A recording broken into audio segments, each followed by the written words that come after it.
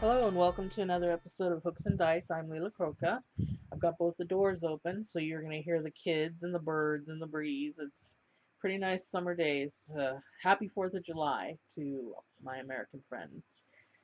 Uh, Almost done with the mermaid blanket. I know I keep saying that. I've got 3 rows left on the motifs, and then I just have to do the trim and the decorations, the pearls and the sequins, and then it will be done. And I'll definitely take lots of pictures, which I will post on my Facebook, and I'll drop a link in um, the comments area, or the area where I always drop my links and show you guys the pictures of it when I'm finished.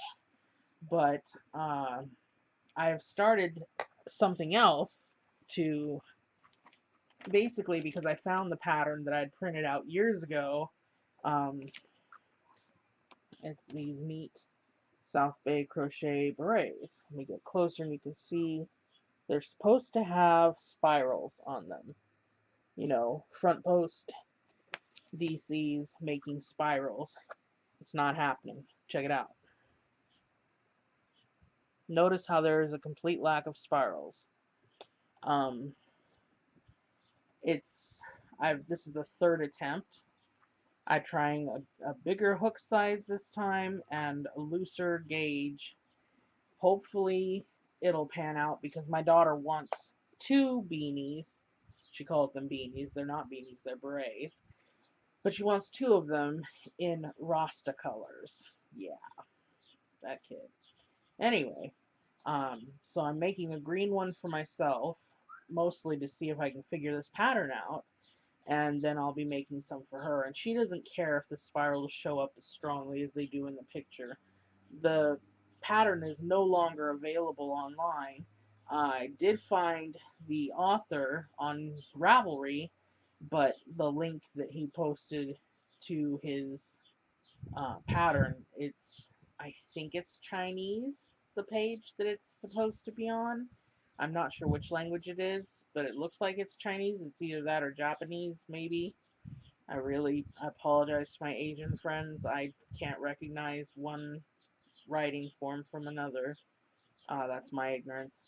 Um, but it says this page is not found. I translated it, used the page translator, and that's what it said. So the pattern is here in paper, and that's about it. And I can't ask the author any questions. Um, he makes an assumption that you know what he's thinking in the third round, and then he has the nerve to say, well, people are doing it wrong because I'm like, well, they're doing it wrong because they're doing it the way you told them to, you know? And then lo and behold, it doesn't turn out right because the way you told them to doesn't make sense compared to what you want. So he does explain at the end of the pattern, uh, why people are having trouble getting the spiral design to show up.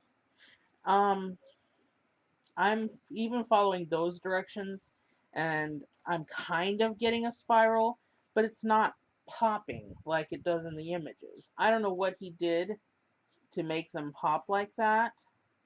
I'm still experimenting. I'm gonna give it a try. If I've got lots of green yarn, if that doesn't work, I'll use the yellow, I'll use the pink, I'll use the rainbow, whatever. I just want a hat, you know. So gaming is a lot less stressful than crocheting at the moment. Um, Tommy was kind enough to get me a copy of Blood Bowl 2, and my laptop's graphics card can't handle it. So he went and got me Blood Bowl Chaos Edition, and I'm able to play it. We have to dial down all the effects and stuff, but it still looks good, still sounds good, still runs good. So um, it surprises me. I really didn't realize I didn't think I was going to like it as much as I do.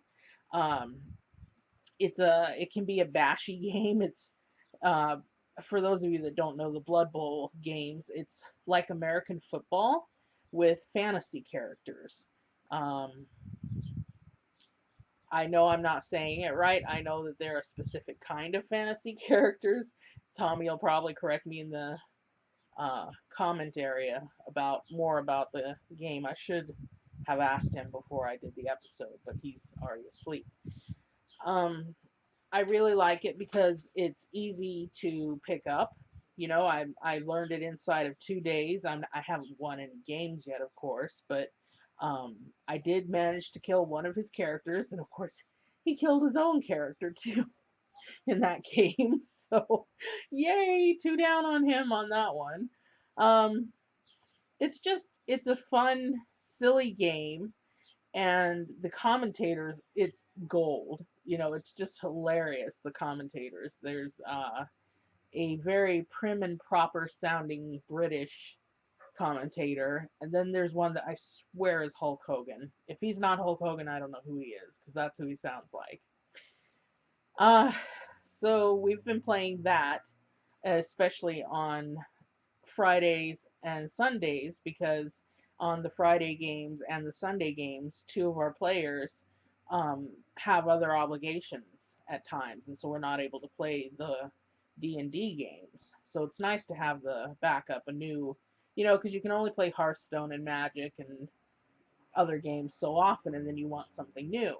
So it's nice to have a new game for us to play together, and he really enjoys the fact that I like the game, because he didn't know how much I was going to like it either, and he being Tommy, of course. Um, let's see. Wednesday, we finally defeated the big bad, and we're taking the person we're supposed to rescue back to her home, but there turns out to be more stipulations on releasing her, so yeah. My character, Ada, is being very stubborn. She wants her friend healed. Um, her dragon companion was slaughtered, and she wants her brought back to life. And everyone's like, well, let's save this person first. And Ada's like, no, I want my dragon friend saved first. So she's being kind of a butt, and she did end up going to help them after all, but she's not happy.